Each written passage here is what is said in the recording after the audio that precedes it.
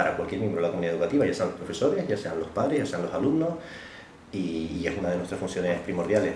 Es triste que a veces no somos conocidos por esa función, sino más a lo mejor por la de control, supervisión, es decir, que somos también encargados de garantizar que las leyes y las normas en general se cumplan, y cuando no se cumplen pues somos los encargados de sancionar, y eso nos hace tristemente a veces un poco más famosos, ¿no? Es como la presencia. Bueno, es que pasa un poco como la Guardia Civil, ¿no? Que normalmente siempre lo piensas poniendo multas de tráfico y no a lo mejor pues rescatando un gatito que se quedó en una casa y van a ir a ayudar, ¿no? Pues a nosotros pasa un poco igual, pero yo creo que de hecho la misión más importante es la de asesoramiento, y creo que debe ser la prioritaria, en tanto en cuanto eso significa una ayuda a todos los miembros de la comunidad educativa, que es para lo que existe la inspección, si no, no tendría sentido que nosotros existiésemos. ¿Cuáles son los aspectos que podrían dificultar la gestión de sus funciones en un centro con estas características? Bueno, siempre una de las cosas que nos preocupa más, evidentemente, es el bienestar del alumno. En tanto en cuanto puede haber alumnos que estén en situaciones comprometidas a veces, sea acoso escolar, problemas en la familia, en fin, ese tipo de cuestiones que son delicadas, son las que uno le quita más el sueño, lo que uno le preocupa más y lo que uno intenta actuar más rápidamente, porque debe ser lo prioritario. En ese sentido creo que eso es la característica principal, o aquello donde es más difícil también actuar, porque también es cierto que actuar en esas situaciones a veces te significa entrar en terrenos muy delicados, ¿no? Tú imagínate pues eso, que de repente hay una denuncia de acoso escolar de alumno a otro, pues es una cosa delicada, no digamos ya si entre alumnos y profesores, cuando hay problemas con la familia y te enteras de que de repente una familia pues está diciendo que está habiendo un tipo de maltrato al chico. Ese tipo de cosas además es muy delicado y tienes que andar con pies de plomo, porque tampoco puedes dar por bueno lo que te cuentan de entrada, porque tampoco sabes hasta qué punto es verdad la denuncia que te llega, y por lo tanto tienes que ir con pies de plomo. Y es una parte muy delicada del trabajo. Pero también es verdad que yo creo también que es muy urgente, porque en esas situaciones siempre hay veces que hay situaciones que tristemente se dan, no es habitual, pero se dan, que son muy delicadas y a veces graves. Bueno, si pudiera definir en pocas palabras nuestro centro, ¿cómo lo definiría? En una sola palabra, magnífico. Gracias. ¿Te parece? Menos palabras es imposible, pero si quieres que te diga alguna más, Sí, te diría que es un centro innovador, te diría que es un centro comprometido en general, yo creo, por parte de su equipo directivo y de muchos de sus profesores con los alumnos. Tal vez tenga una dificultad, que estaba hablando antes también con la directora y con los profesores con los que me he visto hoy, que es la alta rotación del profesorado, que a veces dificulta que los proyectos lleguen a encajar, porque claro, cuando los profesores de un año varían una parte importante de ellos para el curso siguiente, eso dificulta que algunos proyectos lleguen a anidar adecuadamente en el centro y a enraizar. Pero en general la imagen que tengo es muy positiva del centro, y además de gente muy comprometida trabajando en él. Bien. ¿Por dónde cree que se deben construir los cambios para llegar a construir pilares importantes? Bueno, ahí al final es un trabajo, entiendo yo, que es un trabajo común. Es decir, los cambios deben provenir de todos los sectores. Es decir, hay un cambio, por ejemplo, que siempre decimos, que sería una mayor implicación de las familias, y de eso siempre los profesores en general se quejan y nos quejamos, yo también he sido profesor, de que en algunos casos no hay suficiente implicación de las familias en cuanto a los estudios de los hijos, porque consideran que no es tan importante como debiera ser, y es verdad que es fundamental para que haya una mejora del rendimiento escolar. Pero también es verdad que desde el sector del profesorado y desde el propio sector del alumnado hay una responsabilidad individual que no se puede dejar a un lado, y por lo tanto en ese sentido creo que los pilares básicos al final tienen que ser de compromiso con la educación de todos y cada uno de los miembros de la comunidad educativa. Si la mejor manera de que las cosas funcionen es que la gente y todos y cada una de las personas que están en esa actuación quieran que funcionen y estén comprometidos a que funcionen. Creo que en ese sentido lo ideal es que haya un compromiso por parte de todas las personas que pertenecen a la comunidad educativa. Desde su punto de vista, ¿cómo debe ser un profesor para poder hacer un trabajo más satisfactorio en los tiempos que corren? Pues un poco lo que decía antes, comprometido. Es decir, el mejor profesor es el profesor que se siente profesor las 24 horas del día, y no solamente cuando está impartiendo clases. Es el profesor que se lleva a casa la preocupación por los alumnos, el profesor que se lleva a casa a pensar qué voy a hacer mañana, y no el profesor que estrictamente la motivación de su trabajo. Exactamente. No solo por el simple hecho de trabajar las 6 horas que trabaja al día, sino por... Exactamente. Eso sin duda es así. y se nota, es decir, se nota. Se nota, los Cuando- profesores se nota perfectamente, lo notan ustedes seguramente y también lo notamos los que pues estamos en contacto con los profesores continuamente. Se nota perfectamente, hay profesores que uno sabe que están las 24 horas del día, que yo creo que sueñan con lo que van a hacer al día siguiente con los alumnos, con las actividades que van a preparar, con los proyectos que van a desarrollar. Es decir, el compromiso y la ilusión asociada a ese compromiso. Yo quiero decir que hay muchos profesores implicados y con compromiso, y que realmente creo que es así. No puedo ser políticamente correcto y decir que sean todos, porque todos sabemos que bueno, en un colectivo muy grande siempre hay personas que a lo mejor tienen un compromiso menor. También es verdad que las circunstancias de cada uno pueden afectar, pero realmente creo que, y desde luego me consta en este centro que hay muchos profesores, y ustedes lo saben, que están muy implicados con la educación. Es verdad que no ayuda esto que decíamos antes, la rotación, porque si tú de repente llegas de profesor a un centro y sabes que el año siguiente no vas a estar en ese centro, aunque te quieras implicar y aunque te impliques, no es lo mismo porque no tienes la sensación de continuidad, ¿no? Y eso indiscutiblemente es limitante. Yo también personalmente he hablado con otros compañeros, amigos que estudian en otros centros y me dicen que a lo mejor los profesores como que se sienten obligados a impartir las clases cuando se las dan, ¿sabes? Y por ejemplo nosotros tenemos varios, bueno, yo mismo voy a hablar por mí, tengo varios profesores en los cuales disfruta el alumno y disfruta el profesor dando la clase, ¿sabes? Una persona explicando y la otra persona entendiendo, y eso en verdad es bueno. Y como dice usted con lo de las rotaciones, es verdad que eso influye mucho porque, por ejemplo, no es lo mismo que tú estés durante un largo periodo de tiempo impartiendo clases desde septiembre a junio, de septiembre a junio, de septiembre a junio, que de septiembre a junio estés en un sitio, en otro o en otro, ¿sabes? Es muy diferente el cariño que le puedes coger a los alumnos, la confianza que tienen, ¿sabes? Eso De hecho, influye. cuando un profesor, yo conozco casos en centros, bueno, en todos los centros pasa, pero vamos, que de hecho eso lo recuerdo más probablemente. Claro, cuando eres docente estás más en contacto con los profesores que cuando eres inspector, porque cuando eres inspector tienes muchos centros en tu zona de inspección y es una de las dificultades. Tengan en cuenta que yo, por ejemplo, tengo 20 y tantos centros en la zona de inspección, soy inspector de 20 y tantos centros. Eso te limita mucho porque no puedes estar tan implicado en todos los centros a la vez porque no te dan las horas del día, ¿no? Entonces, al tener 20 y tantos centros, pues lógicamente tienes que pasar por muchos centros y Es cuestión, eso ya, me quiero salir de esta pregunta, pero la quiero hacer porque es una duda que tengo. Eso es cuestión de que no hay inspectores o no hay trabajo. Bueno, te cuento. Por acabar la última parte, decía que cuando estás en un centro, y yo en el último centro que estuve recuerdo perfectamente que vi una compañera que fue muy emotivo, porque claro, cuando estás de profesor estás solo en tu centro. Y esta compañera había empezado a dar clases a los alumnos en primero de la ESO, y les dio en primero, les dio en segundo, les dio en tercero, les dio en cuarto, les dio en primero de bachillerato y les dio en segundo de bachillerato. Con lo cual, en el acto de graduación de los alumnos de segundo de bachillerato, tuvo ella que los había cogido en primero de la ESO. Bueno, la vinculación humana y personal que había entre esa profesora y esos alumnos era enorme. Eso es verdad que con las rotaciones es imposible, porque si el profesor está solo un año y se pierde, pues lógicamente ese tipo de cuestiones que quedan imposibilitadas. Y era por ser abundante que voy a contar lo que me dices. Mira, para que te hagas una idea, en Canarias hay en números redondos 1000 centros educativos. Hablo de entre colegios de educación infantil y primaria, institutos de educación secundaria, centro integrado de formación profesional, centro de educación de personas adultas, en fin, entre todo, escuelas de idiomas, entre todos unos 1000 centros. Para atender a esos 1000 centros somos 63 inspectores. Entonces, lógicamente, pues te toca bastante centros. Y bueno, ¿debería haber más inspectores?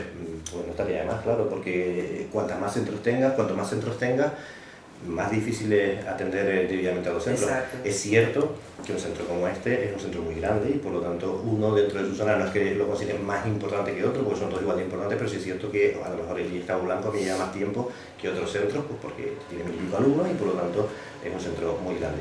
Pero claro, es que por poco tiempo que dediques a cada centro, al final si tienes 20 y tantos centros, aparte de luego cuestiones de trabajo, de formación que hacemos también los inspectores, que también te consumen tiempo, al final no dedicas todo el tiempo que tú querrías dedicar a todos y cada uno de los centros.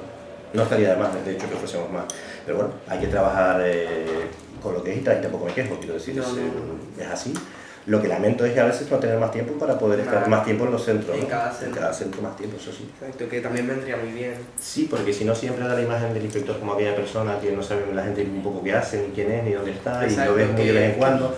Has escuchado de él, pero nunca lo has visto. Pero nunca lo has visto y dices, ¿y este cuándo viene? Y sí, pero sí que viene una vez cada 2 meses, pero claro, tampoco se da muchas veces que que, bueno, primero me ha dejado 2 meses, normalmente es excesivo, porque yo creo que no más, pero bueno, pero sí es verdad que vinimos mucho menos de lo que quisiera venir, ¿no? Pero claro, los informes hay que emitirlos desde el despacho, porque al final en tu trabajo tienes que hacer una serie de emisión de informes, de propuestas, de arreglar cuestiones de tipo administrativo, y eso se arregla en el despacho, las cuestiones de formación, y luego te tienes que repartir, porque claro, tiene que ser, no que en un centro te vean mucho y que digan, bueno, conocemos y te vemos mucho, pero que en otro día, bueno, este sí que no lo hemos visto nunca, tienes que intentar pasar por todos los centros, y cuando es una batalla y pasas por todos los centros, aunque veas varios centros al día, pues lógicamente tienes que dedicar solamente a visitas. En un mes, si haces una rotación y pasas por todos los centros, te quedas contento, porque si ves 4 centros en un día o 5 centros en un día, pues necesitas para ver 25 centros, pues 5 días de trabajo. Y por lo tanto, y además tampoco te gusta hacer la visita del médico, porque cuando vienes, ya que estás, te gusta hacer una visita más o menos larga, pues para poder hacer una entrevista, para poder hacer una valoración, para profundizar en las distintas cuestiones que hay, ¿no? Que son bastantes. Bueno. ¿Está usted de acuerdo que el alumnado pueda también evaluar al profesor y el profesor al inspector? Sí, por supuesto. De hecho, en cuanto a la evaluación del inspector, les digo que todos los centros educativos de la zona de inspección hacen una evaluación. No sé si lo saben, porque a lo mejor, pero sí, nosotros somos evaluados de los equipos directivos de los pero centros. ¿Desde profesor a inspector o hay alguien superior al inspector para evaluarlos? ¿O también se puede evaluar de profesor a inspector? A nosotros, o sea, cuando acaba el curso... ¿Les evalúa alguien superior a ustedes? No, a nosotros de los propios centros, todos y cada uno de los centros, el IES Cabo Blanco, el IES San Miguel, que también está haciendo inspección, el CIS en Arona, los colegios, el colegio de Chayofa, el colegio Gusanada, que es de este distrito también, el colegio Cabo Blanco, que también está de este distrito, el colegio, bueno, pues todos los colegios, el colegio de Valle San Lorenzo, el que también es del distrito de CIS en Arona, que luego acaba viviendo aquí en tercero de eso, el colegio de Oscar Domínguez de Arona Casco, los colegios del distrito del IES San Miguel, todos y cada uno de los centros, cuando acaba el curso, hacen una evaluación del inspector. Si quieren, no es obligado que la hagan, pero la pueden hacer y la hacen, y se recibe en la inspección, en la jefatura de la inspección, para ver cómo ha sido valorado ese inspector a lo largo de su año de trabajo, que me parece muy bien, es decir, porque a fin de cuentas son los clientes de uno y deben valorarnos, no solamente estar nosotros siempre preguntándoles cómo están los documentos o si esto está más adecuado, o asesorando, que yo digo que es lo que yo prefiero, es decir, estar más en la cuestión de asesoramiento que en la cuestión de control, pero luego al final, lógicamente, los centros tienen derecho a evaluar y así lo hacen. Por otro lado, también me parece bien que, dado que los alumnos son los clientes de los profesores, los alumnos puedan evaluar a los profesores, efectivamente. Me parece bien, ¿no? No, pero de todas formas, cuando termina cada trimestre, en la última clase de tutoría, yo creo que normalmente se suele hacer, no solo en este centro, se evalúa el profesor en plan asignatura por asignatura, ¿sabes? Sí, y me parece adecuado Sí, que eso se haga, porque es un porque después el profesor puede rectificar o el alumno, ¿sabes? Me parece fantástico que eso se haga, porque además será un dato luego efectivamente para la mejora, es decir, al final va a haber una serie de datos y eso va a permitir pues, que se recoja por parte del órgano directivo del centro cuál es la situación de cada profesor, cuál es la situación de la opinión de los alumnos, y en un determinado momento pues, se puede hablar si hay algo que corregir, que se corrija. Eso hay que verlo con naturalidad. Eso es verdad que hay mucha gente que no le gusta que lo evalúen y que parece que te están fiscalizando, pero yo creo que deberíamos verlo con naturalidad. Y a mí exactamente igual. Cuando a mí me evalúan desde los centros docentes al final de curso, pues yo estoy encantado. Y si me dicen, mira, pues en esto creemos que se debería haber hecho esto y esto y esto, pues, y hay una propuesta de mejora, pues estoy encantado que me la tramitan, y si lo puedo hacer mejor, pues magnífico. No nacemos sabidos ni perfectos. Así que se trata de eso, de ir mejorando. Bueno, sabemos que con la nueva ley LOMCE nos sometemos a evaluaciones externas. Se implanta la evaluación o reválida de ESO, prueba externa que impide la obtención del título de la ESO en caso de no aprobarse. A pesar de haber superado con éxito los 4 cursos de ESO, nosotros no entendemos sobre estas intenciones y protestamos. Pero nos podría decir para qué nos sirve esta medida. Bueno, vamos a ver. Lo primero que tengo que decirles es cómo funciona, en 2 palabras, para que entiendan que la inspección no tiene nada que ver con ese asunto. Es decir, en primer lugar, deben de entender que la Ley Orgánica de Mejora de la Calidad Educativa, la famosa LOMCE, es una ley que se aprueba por el gobierno central, el gobierno de Madrid, o sea, el gobierno del Estado, el gobierno de España, el Ministerio de Educación. Entonces, nosotros somos Consejería de Educación, somos gobierno de Canarias, y hay unas normas que son básicas, que se llaman normas básicas, que quiere decir que rigen para el conjunto del país, para toda España, y son de obligado cumplimiento en todas las comunidades autónomas. Y luego hay un ámbito que queda para el desarrollo de cada comunidad autónoma, lo que se llama la autonomía. Entonces, cada comunidad autónoma es competente para desarrollar su autonomía y moverse dentro de unos márgenes, pero dentro de esos márgenes no está nunca no aceptar lo que te dice la norma del Gobierno de Madrid. Aún así, inclusive en la inspección ni siquiera hace la norma canaria, porque la normativa que luego se aplica en Canarias se coge la norma básica y se complementa con las normas que hace la Consejería de Educación, pero tampoco las hace la Inspección de Educación. La Inspección de Educación lo que tiene que hacer es garantizar que esas normas se cumplen. Te voy a poner un ejemplo. Nosotros, antes hablaba de la Guardia Civil, nosotros lo que tenemos que hacer es no decir si en esa curva se puede ir a 80, a 90 o a 100. Esa no es nuestra misión. Yo a lo mejor como ciudadano pienso, aunque sea Guardia Civil, que por ahí se puede ir a 100 y que no es imprudente ir, pero la Dirección General de Tráfico pone que allí se va a 80. Si allí pone que se va a 80 y yo soy Guardia Civil y pasa un señor a 100, ¿yo qué tengo que hacer? Multar. Porque a mí mi competencia no es decir si por ahí se puede o no. Yo interiormente podría pensar, contra, pues la verdad es que eso es exagerado, porque en esa curva no hay problema ni ir a 100.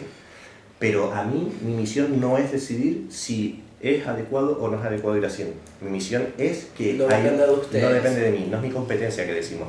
Mi misión es, sabiendo que la Dirección General de Tráfico ha dicho que allí quiere 80, hacer cumplir que allí no se vaya más de 80. Y de hecho, no tengo inconveniente en decirles que hay normas concretas en las que yo a veces no estoy de acuerdo y sin embargo las tengo que aceptar porque como funcionario es mi trabajo que se cumplan.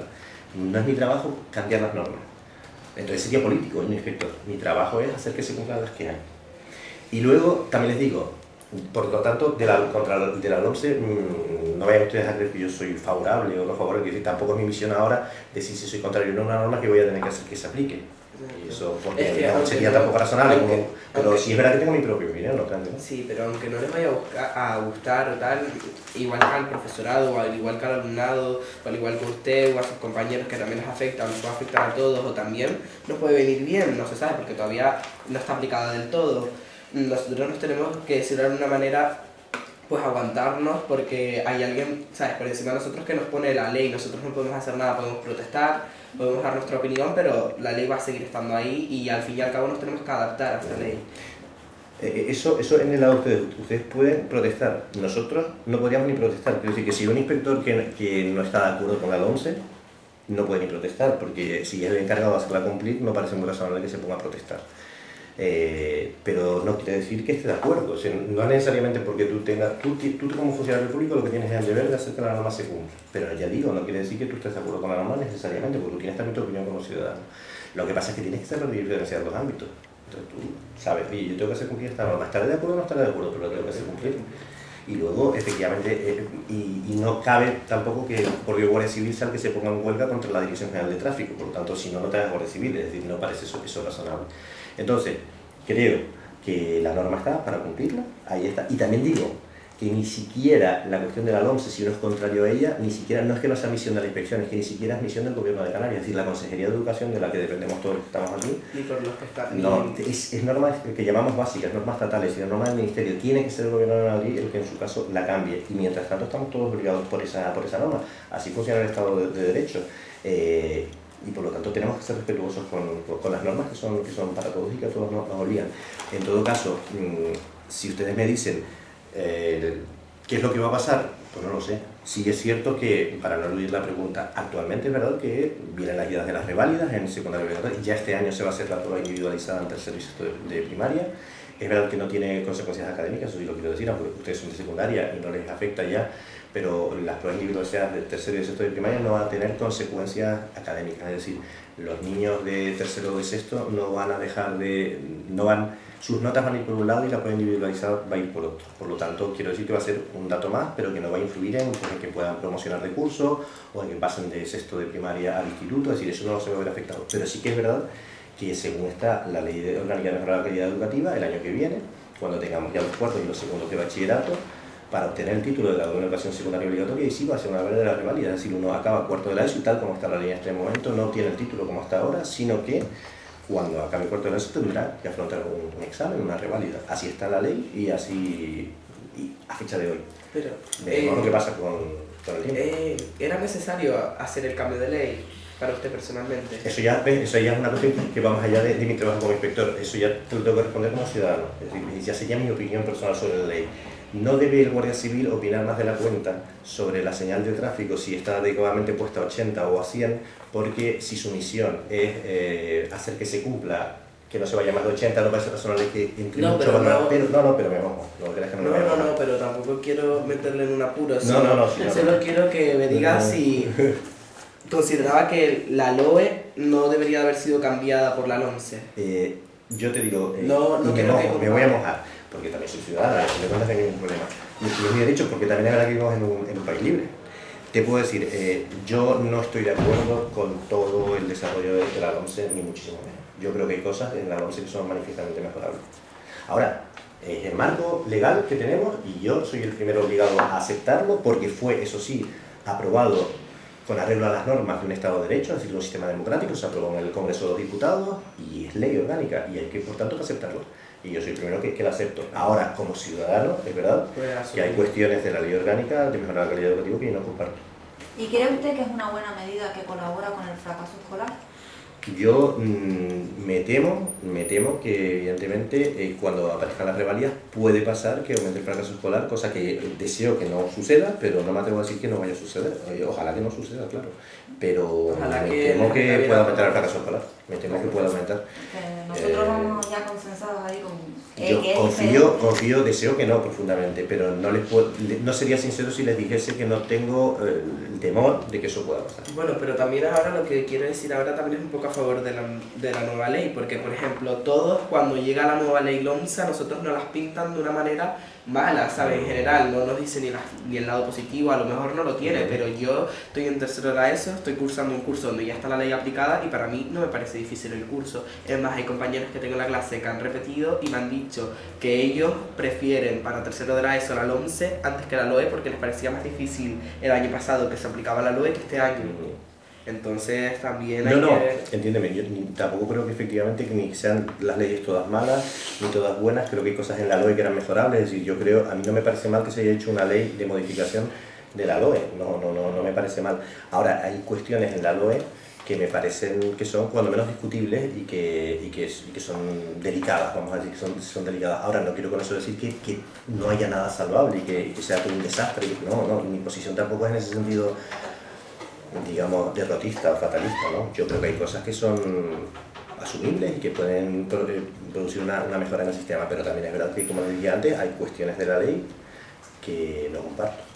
Ahora, todas, absolutamente todas, me dicen, no, es que todo lo que viene en la LOMCE, todo absolutamente, desde el primer artículo hasta el último de modificar. No, hombre, no, yo creo que hay cuestiones que pueden ser interesantes, pero es verdad que también hay otras cuestiones que me generan ciertos temores. Por ejemplo, el efecto que pueda tener en el fracaso escolar según qué medidas, por ejemplo, la anticipación, aunque es verdad que el Gobierno de Canarias está intentando suavizarlo, pero la anticipación de los programas antiguos de diversificación curricular que estaban en tercero y cuarto de la ESO a los PEMAR de segundo y tercero, que luego obligan al alumno a cursar en cuarto de la ESO. No sé si eso puede, digamos, producir un mayor fracaso escolar, o me temo que pueda producirlo. Es verdad que el Gobierno de Canarias, que tiene sus competencias en la aplicación de la LOMCE, está viendo la posibilidad de hacer programas en cuarto de la ESO para los alumnos que vengan de PEMAR, para que haya una suavización, pero tengo un cierto temor. Pero de todas formas, con el tema ahora, yo quiero dar mi opinión personal, con el tema de lo de segundo y tercero de la ESO poner la LOMCE, a poner el PEMAR y en cuarto de la ESO quitar el PEMAR, en verdad por una parte está bien y por otra está mal. Para mí yo creo que está bien porque antes, con la LOE, se hacía PEMAR hasta cuarto de la ESO y no me parecía de alguna manera justo que una persona a un cuarto de la ESO dando los contenidos del cuarto de la ESO a otra persona que está dando PEPAR, dando unos contenidos de cuarto de la ESO pero más adaptados y titulen igual, ¿sabes? Es verdad que va a ser un poco costoso para las personas que salgan del PEMAR de tercero de la ESO y se incorporan a un cuarto de la ESO normal, pero también de otra manera les va a venir mejor, o bien porque van a salir más preparados que salían antiguamente. En eso, ese es un eterno debate, es decir, si la idea, y eso también es un defecto de las leyes anteriores, la idea era que el alumno cuando acababa LIBER conseguía los objetivos de la educación secundaria obligatoria. De otra manera, por otro lado, pero los conseguía exactamente igual que el alumno que, digamos, había cursado la ESO de manera ordinaria. Y en ese sentido no debería haberse entendido que diversificación curricular fuese un programa que consistiese en una vía de menos cualificación para obtener el título. También es verdad y como ya he visto que no tengo inconvenientes en mojarme, es verdad que en algunos casos la gente se podía plantear, y los propios alumnos, yo he sido profesor de aula mucho tiempo y me acuerdo que muchas veces los alumnos te decían, pero claro, es que si voy por libre me va a costar menos titular.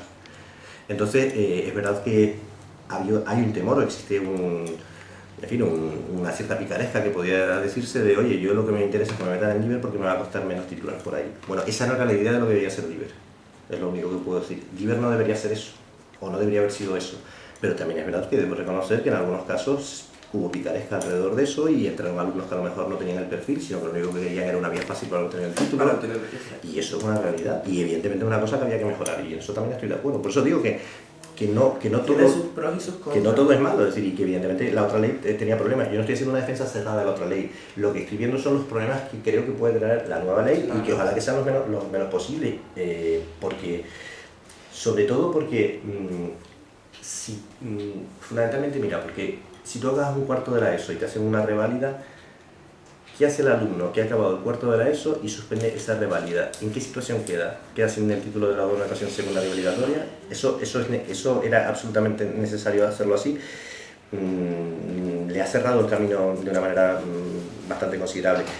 Si me dijeses que... Pero yo comprendo que no es fácil, porque yo entiendo que se quiera que haya una evaluación externa del sistema educativo. Podría ser razonable que de igual manera que se hacen las pruebas individualizadas de tercero y sexto de primaria, hubiese pruebas en cuarto de la y segundo de bachillerato para saber de manera global en el conjunto de España cómo están los alumnos al margen de que hayan estudiado en este instituto o en este instituto, porque aquel instituto puede tener unos requisitos de conocimientos más fuertes que otros, ¿no? Pues se puede hacer una prueba. Ahora, esa prueba debe ser vinculante para obtener el título.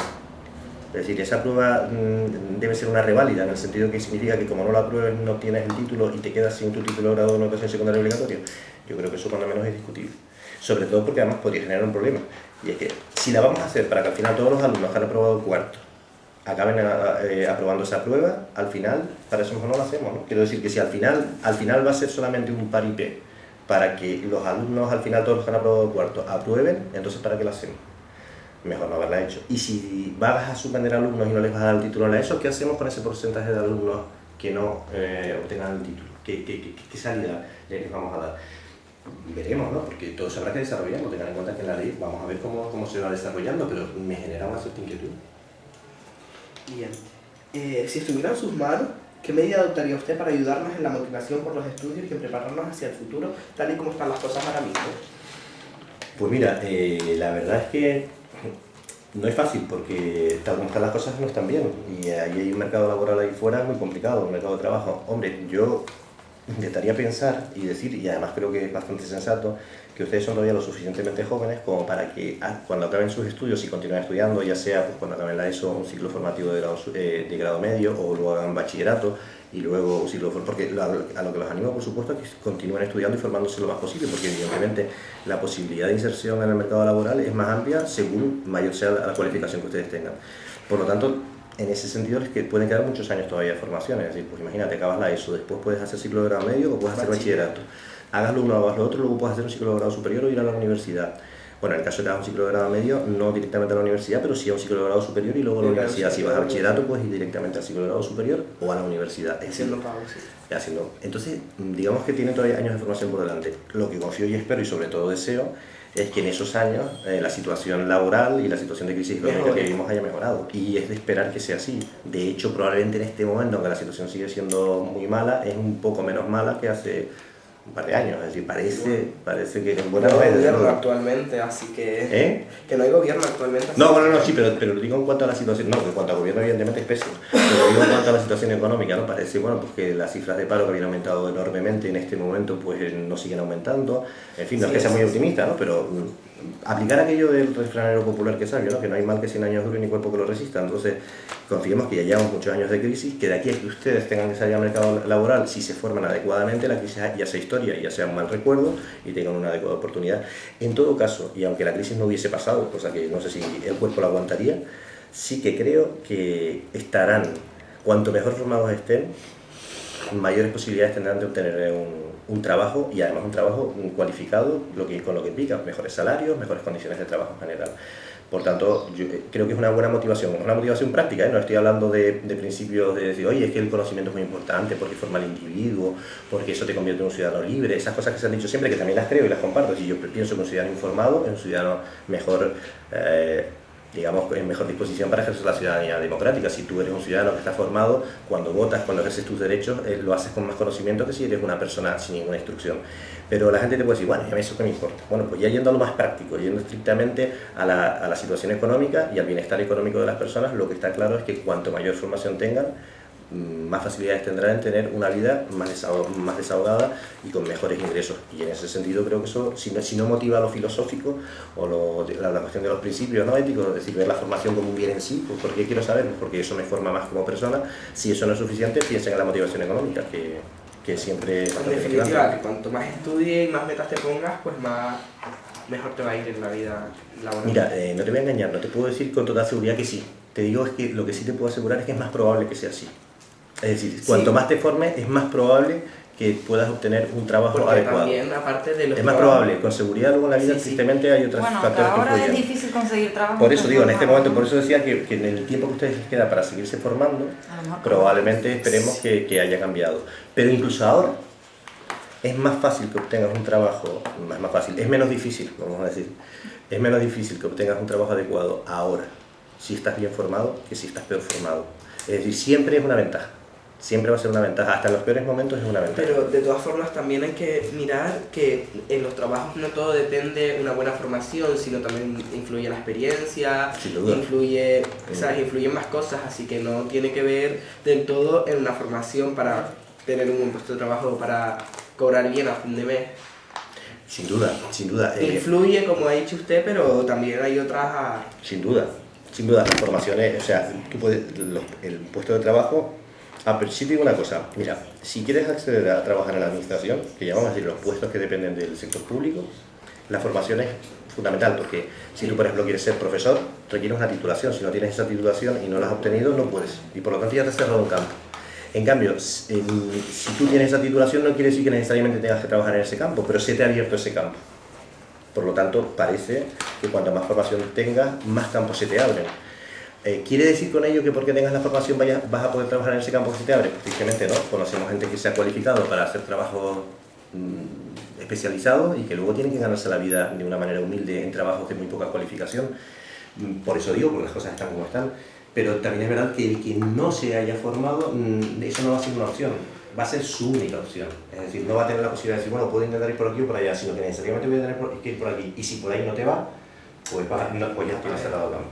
Entonces, en ese sentido no te digo que es adecuado. Y luego aparte, les digo, y eso yo sé que, digamos, un argumento desde mi punto de vista es de peso, pero comprendo que la gente, sobre todo, esté pensando en ganarse bien la vida, o dignamente, creo, y soy de los que creen, que la formación en sí es un valor. Es decir, creo que la vida de una persona es más plena cuando es la persona está formada que cuando no lo está. Pues mira, por una cosa muy sencilla, porque si estás formado aprecias cosas de la vida que no las aprecias si no estás formado. Es decir, si una persona, y voy a poner cosas que no son de mi campo, para que tal vez se me pueda entender y que no arrimo las comisarías.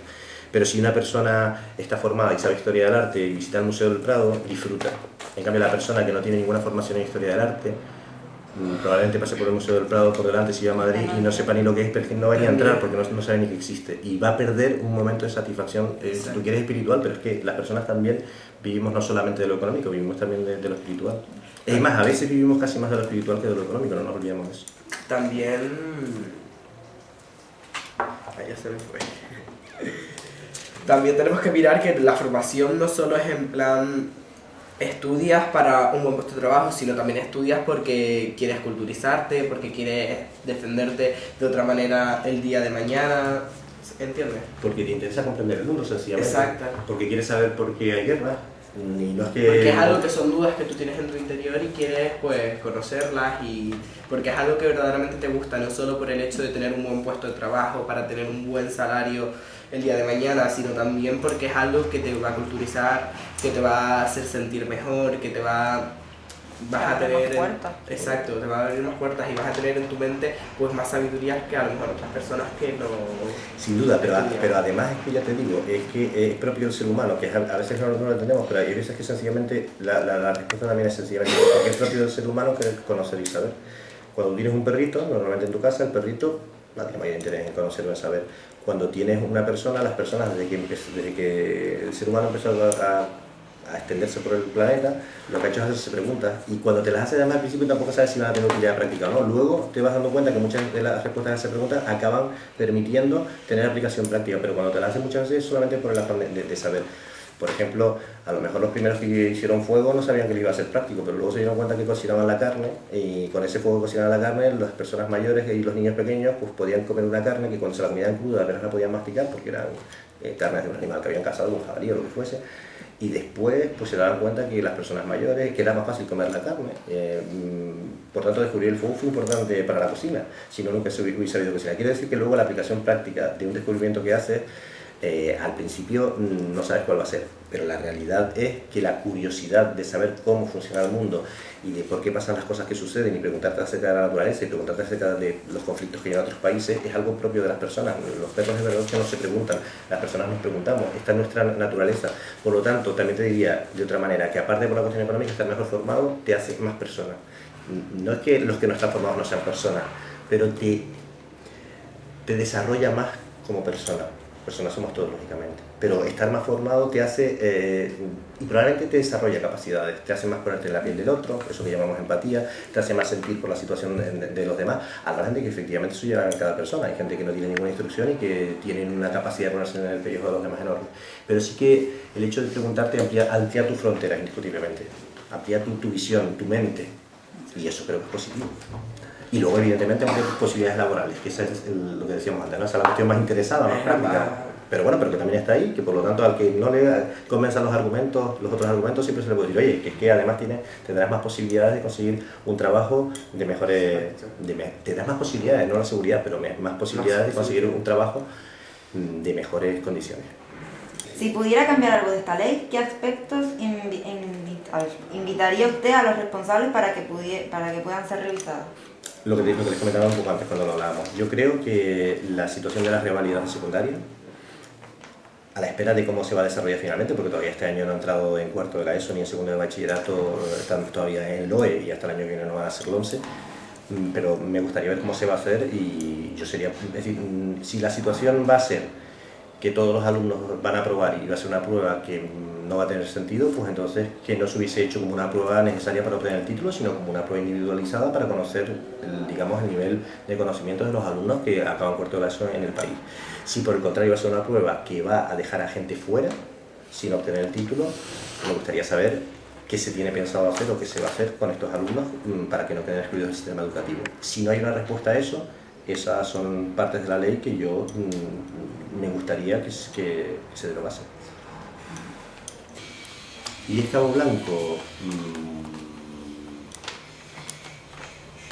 reto, la palabra, porque claro, me gustaría explicarlo, pero como solo tengo una palabra, pero me va a decir explicarlo, y es Cabo Blanco, porque es Cabo Blanco. Reto, ¿por qué?